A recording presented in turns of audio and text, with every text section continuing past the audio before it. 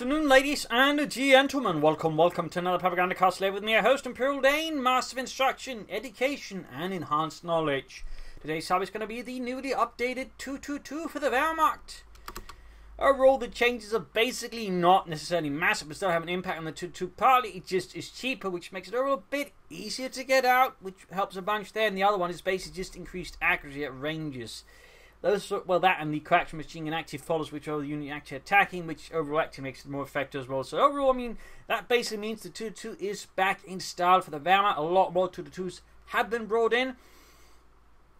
So how do you use it the most optimally, and how do you find it the best as well? I mean, those are sort of, the two big questions. To get the most out, you have to remember it's a light armored car, not a tank.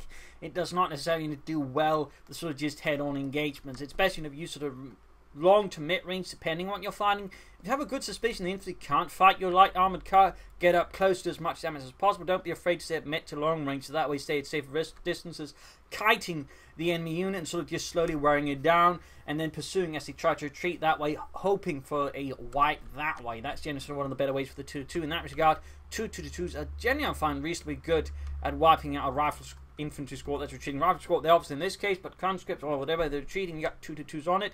They have a good chance of getting a wipe there, so that's a very little good detail there to keep in mind when, utilising them.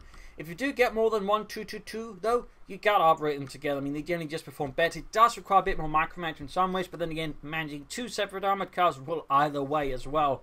But the key is basically that way, if you operate more than one 222 at a time, you can basically concentrate their fire, overall increasing chances of dealing with enemy-like vehicles, which generally can take on one 222 easily, allowing you to just outmaneuver your opponent. Again, it increases your chances of getting some critical damage and wiping units in the retreat, as I just mentioned. So, really, if you get more than one 222, you don't necessarily have to, but if you do operate them together, they perform a lot better together than they do separately. Again, it allows you to just lay down so much more firepower, cause so much more harm and grief to your opponent. So that's a very important detail there to keep in mind while utilising the 222. And again, safe ranges when it comes to certain things. In this case, did not, and now in this case, able to sprint down and find an anti-tank rifle grenade, taking it out.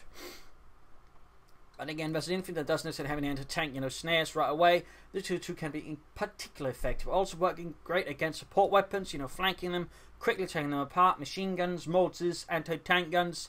You can sort of threaten a lot of things that way. So well-handled 222 is actually a massive threat on the battlefield. And again, that's why a lot more Wehrmacht players are beginning to use them. But they do require good handling. As for countering them, if you can remove the mobility of the 222, it becomes an incredibly easy target to deal with. And that pretty much almost kills it almost a lot of the time. So I mean, snares, as I just mentioned, good. Mines can be a pretty good way if you can just catch with a mine. That's really good.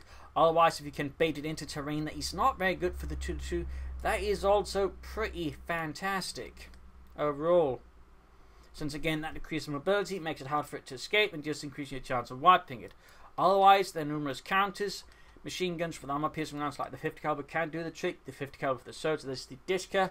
Most light vehicles of the heavier kind, like the anti-aircraft type, can also usually take on the 222 quite well as well. I mean, there are numerous counters, but again, it does require to be a bit prepared. And again, it also depends a bit on the map, because on a map like enemy checkpoint, like a 222 can be a really powerful tool if you know how to use it. Again, try and stick to the open ground. Don't get caught up in the center of the map too often, because that's where the 222 does less well.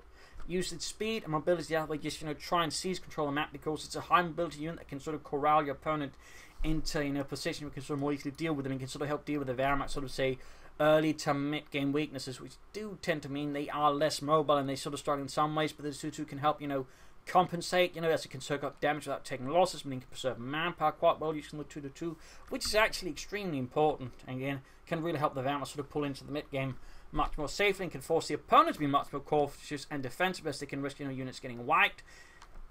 They can even threaten their light vehicles, which tend to be one of the Allies' greatest things. But again, it does require careful management, and it does require some good eye for sort of the distances and the terrain, because again, a 222 can also very quickly be lost. So in that regard, it's a high mid to high yield unit, but also it has a mid to high risk to it. I mean, it can very quickly go down if you're not careful. But again, a well handled 222 can really pack an impact on your opponent. So it's one of those, I would say, higher skill units, not super high, but higher. Sort of, mid to high skill unit. Again, well handled, it can be a real pain in the ass to deal with, and it can really just, get you out of a sticky situation, keep your opponent more on the defensive. Thus, it can actually give you some relief as the Wehrmacht. So it's definitely a tool that I think really helps the Wehrmacht a lot there in the early game. As otherwise, you can find yourself struggling a bit. Just always contain your opponent. So it can very much give you some relief, and again contain your opponent. So it has a lot of utility, and it's definitely a unit I can recommend. Of course, it does require some training and some skills to get the most out of. But again,